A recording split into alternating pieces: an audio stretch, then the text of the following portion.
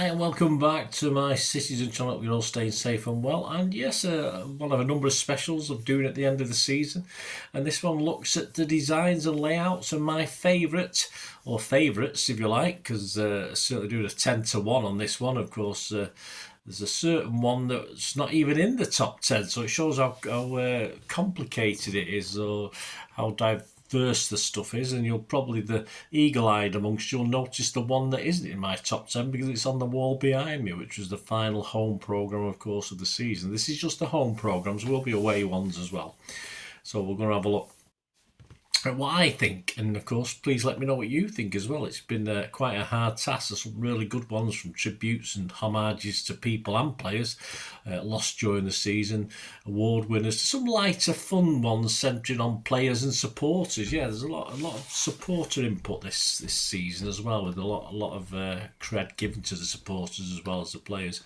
So for this purpose, I've not judged any of the Champions League ones to make the top 10 because they're just pretty boring, in fairness. There should be one on screen there. They're all a similar thing. For that's a Milan one from the very first Champions League game, but they go for a different style, of course, for the Champions League, more routine in design and layout. So I've ended up with the top 10, I say, apart from Kevin there in the background, who's not quite made the top 10, almost, and I almost forgot about him. Then I thought, should I put him in? And I thought, no, he's. I like the 10 I've got, so I didn't put him in.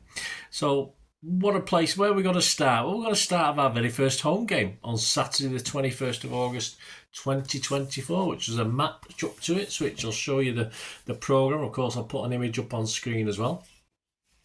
Yeah, so there you go. That's the one with Ipswich. All the illustrations are penned by Dave Flanagan, a renowned sports illustrator. So this is the vibe you're going to get all season throughout this, no matter what the subject matter is. So this comes in at number 10. So this is number 10 in my top 10.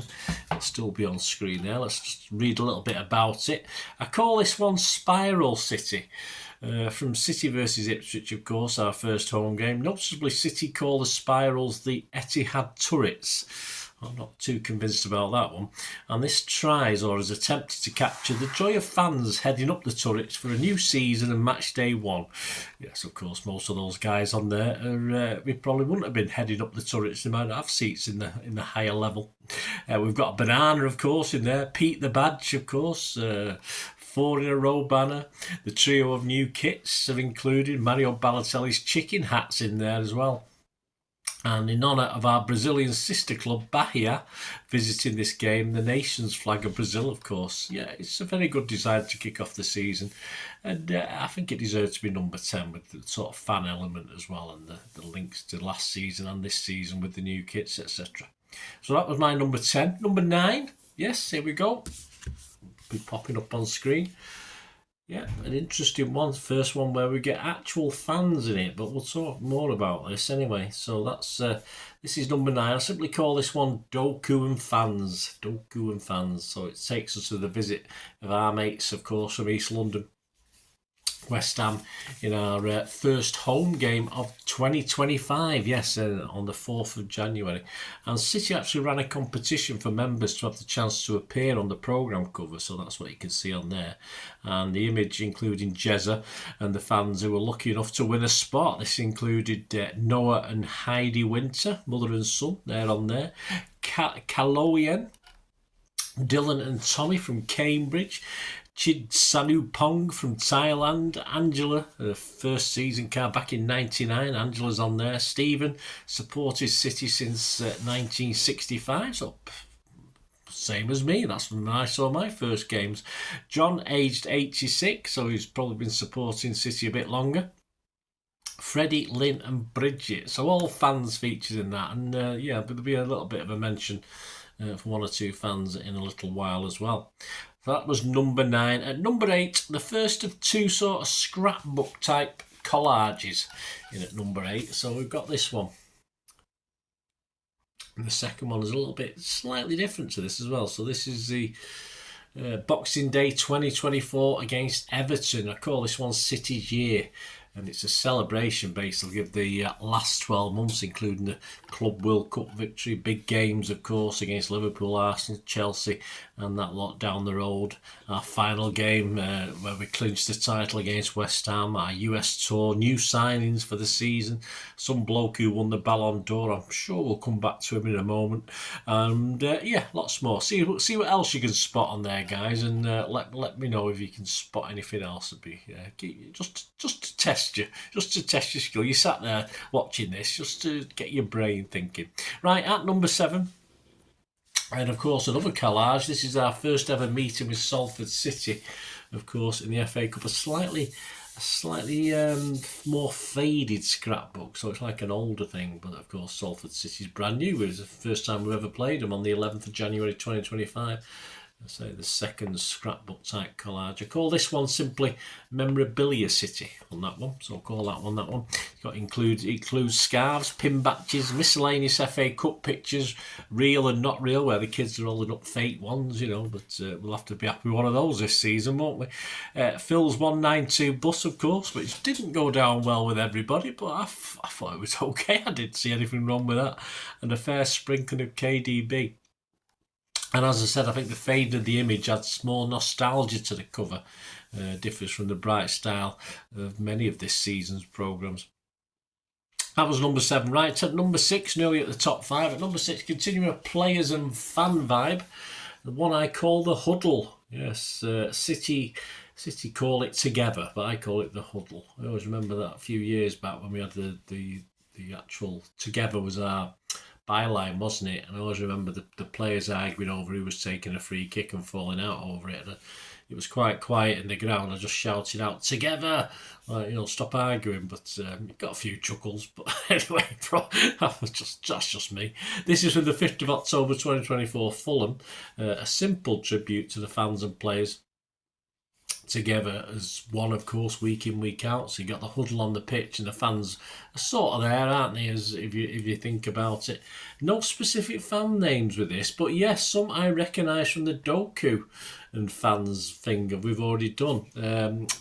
Yeah, and of course, I've already featured that. It appeared later in the season, so obviously, even though they won the competition, when was the competition? It must have been a little while ago, because as I say, unless those people were lucky enough to be known, put in there, and obviously win the competition to go in that other one as well for the spirals in there. So it's just anyway, it doesn't really matter, does it? As long as not the spirals. The which one was it? The Doku one, wasn't it, as I say, because that really a couple of the fans already featured twice. Some of the fans, there's one on a Metro, but I don't think that was real fans, if I remember rightly, but it didn't make the top 10 anyway, so we're not going to talk about it. So that was number 6. Right, number 5 into the top 5 is from February the 15th, the match-up with Newcastle, and I call this one Pep's New Boys. Of course I do, Pep's New Boys. For January signings, of course, on there, that classic sit in the stand with the manager behind version mode, and it's a homage, of course, to the more recent 2010 picture with Mancini and his new boys. There were others in history as well going back. I do sort of remember him, but you have a think and let me know who else did it. I think Kevin Keegan did it. People like this. I think even Frank Clark did one, I think. But anyway, it's been done, but that's obviously a homage, a more modern-day homage. Of course, Mancini had Kolarov, David Silva, Yaya and Boateng from 2010. Of course, those 4 players helped us return the FA Cup to Manchester after being trophyless, of course, for over 35 years. So that was number 5. At number 4, yeah, I did say we'd mention him again, didn't I? He may have been sidelined for most of the season. But for the 23rd of November 2024 programme against Spurs, yes, the Ballon d'Or winner takes pride of place with a picture of the Ballon d'Or. And I've called this one simply Let's All Talk About Rodri. Why not? And the trophies featured set up on the Etihad Stadium turf with reflections, showing epic photographs of an unforgettable season for our DM legend. So you can look on there and see if you can get them all right and let me know. With Etihad signage simply saying in the background, Ballon d'Or 2024 men's winner. So that's Yeah, there you go. That was number 4. So we've got an interesting top 3. And for number 3, I call this one Erling's Never Looked So Good. Of course, this was from a fairly recent one, the 15th of March 2025, against Brighton, which of course City turned the day over to the City in the community, including all the players' logos on the screens, etc. And in the programme and around the stands were taken, social media were taken from children's drawings. So the cover has Erling half by illustrator Flanagan and the other half by Rumayasa, aged 10 of Barlow Hall High School. You decide which side is drawn by which artist. It's hard to see the joint, isn't it? I thought they were both, I can't tell which is which. Also note the school drawn badges of the two teams and the team squad pics that they were also drawn by our younger fans. So yeah, it was obviously for City in the community. I make no apology for my top 2 covers, guys, that are coming up now. Looking back and paying homage to 2 men who were Manchester City through and through. So as I said, a bit biased on these top 2. And at number 2, from earlier in the season, there we go, from the 22nd of September 2024, the Arsenal game. And I call this one Mr. Manchester. And of course, it's a tribute to our former honorary president, lifelong City fan Sir Howard Bernstein.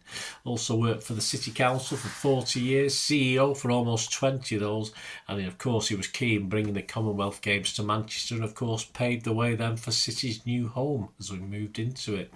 He was knighted back in 2003 for his services to Manchester, so it's really hard to imagine a Manchester and a Manchester City without his influence. So that was my number 2.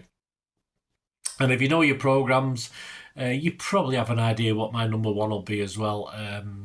I have to admit, when this gentleman passed this season, I sort of blubbed for a few minutes. That's how it is, because these guys are who I grew up with.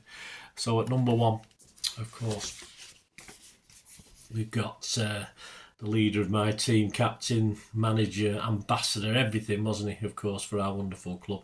This is taken from the 25th of January 2025 programme against Chelsea. I call it simply Skip, of course, the wonderful, fantastic Tony Book. Captain, manager, ambassador, honorary president, just all things City, really, Tony. And Tony passed away the previous week of that programme, of course. And we've got a trio of iconic pictures, of course, coming out of the tunnel. The first as a player and captain, the second during his managership between 1974 and 79, and that final image, just a few months previously as he entered the Etihad to celebrate his 90th birthday. Yep, rest in peace, Skip. Yeah, I think a fully deserved number 1 and top 10. You may have other favourites. Let me know if there's one I didn't. As I say, my apologies to Kevin in the background there for not making it, for him not making it. Be interested to see what format we come up with next season, of course. And keep your eyes open, guys, for my programme special, the top 10 away programmes, away covers.